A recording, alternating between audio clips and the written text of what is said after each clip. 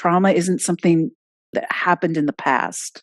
And we see this in particular with COVID, but we also see it, with folks who are experiencing ongoing oppression and microaggressions, that for many of the people that I'm working with, trauma is something that's happening every day.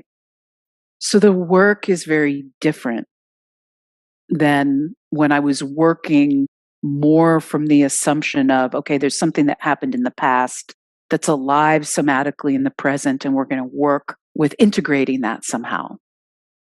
Yeah, and it's like any wound, if it keeps getting irritated and pushed at and pecked at, it's going to be a lot harder to heal.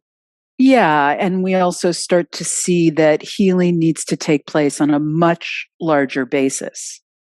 So, again, I'm seeing a big shift in this conversation about around self-regulation, and I'm seeing more in the field of co-regulation, like the importance of what's happening right here, right now, the importance of understanding that our health and our well-being is really intrinsically linked, and COVID showed us this too, intrinsically linked to one another, how our health and well-being is intrinsically linked to the environment that we live in. Like, if we don't get that by now, these practices need to be not only practical, but people are starting to get very curious about how this work not only addresses trauma, but how it might serve as a path towards social justice and liberation. What does it mean for someone who has been historically an ongoing, and experiencing ongoing oppression, to feel empowered,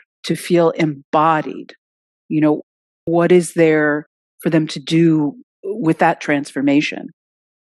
And also, what is there for me to be doing in terms of leveraging my own privilege, my access to embodiment practices?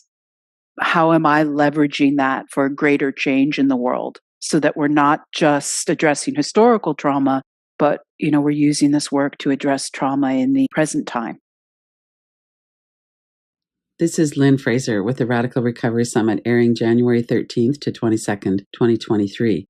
Please go to radicalrecoverysummit.com to view the clips and the interviews.